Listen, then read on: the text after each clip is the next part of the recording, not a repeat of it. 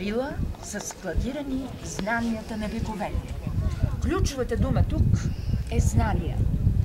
Затова с моя съпруг и спътник в живота Димитър Иванов, който винаги ме следва в моя път с децата по пътя на словото на учителя, организирахме през състав на 1, 2 и 3 октомври експедиция с учителя, с ученици по стъпките на учителя.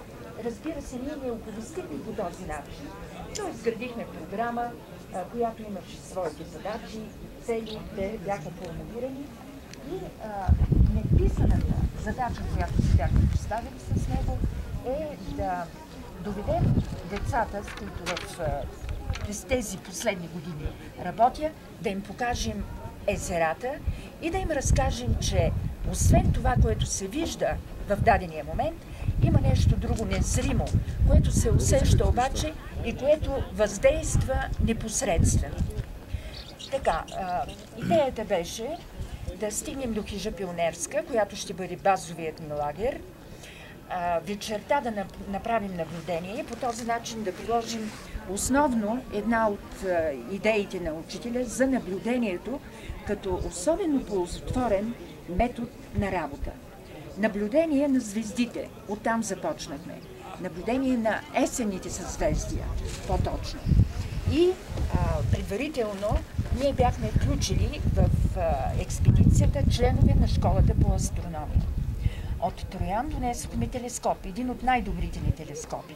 Имахме предварителна подготовка и в условията на планината, на Рила, учениците видяха действително много ярки обектите, чисти и неподправено красиви. Това въздейства изключително силно върху тях и дава отпечатък върху техните знания, върху тяхното качество, дълбочина и трайност на знанията. След като мина тази вечер, на другата сутрин, с лифта се качихме и обиколихме всички 7 езера. Нещо, което друг път не бях правила, беше това, че взех книжката първата, която издадохме с Хелиопол. Това е педагогическите въпроси. И раздадох на учениците. Раздадох тази книжка и им казах така: ето, ние се движим между езерата. Моля ви, разгръщайте книгата.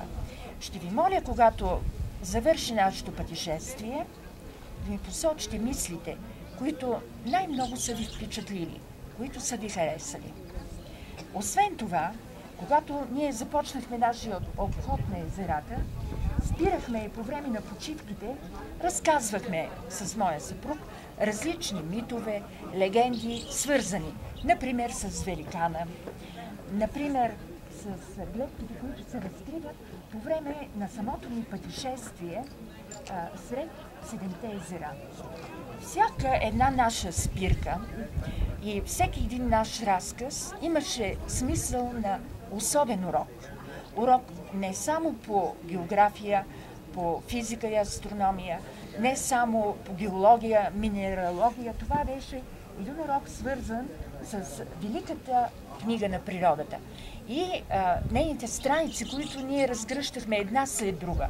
Просто виждахме непосредственото въздействие на тези картини, които се разкриваха една след друга пред очите ни. Виждахме как учениците се впечатляват и как помнят, по-късно вече ставаше ясно, всичко, което сме им разказали. Постепенно минахме по пътеките, които много добре са ви познати. Постепенно пред нас се разкриваха картини от този циркус, различни понятия, включително географски. Циркус, обясняваме какво означава. Бяхме задали и следната задача: да се запознаят с физичните, географски условия на всяко едно езеро, да намерят сходното между езерата, между тяхната география, да видят кое е характерно за растителността, за цвета на водата на езерата, да си водят записки. И тук намерихме една възможност за приложение на един от най-новите методи в педагогиката – интерактивният метод.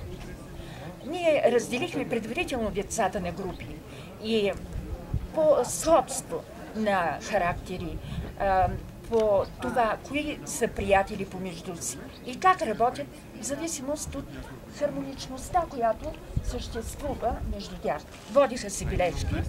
След като завърши експедицията, ние събрахме материалите, които те бяха записали и определихме отбора, групата по-точно, която се беше справила най-добре, най-задълбочено с задачата, която бяхме поставили.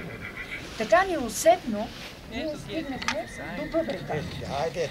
Останаха някои от учениците, заедно с нас, между другото, се движиха една възрастна двойка съпрузи, които се впечатлиха.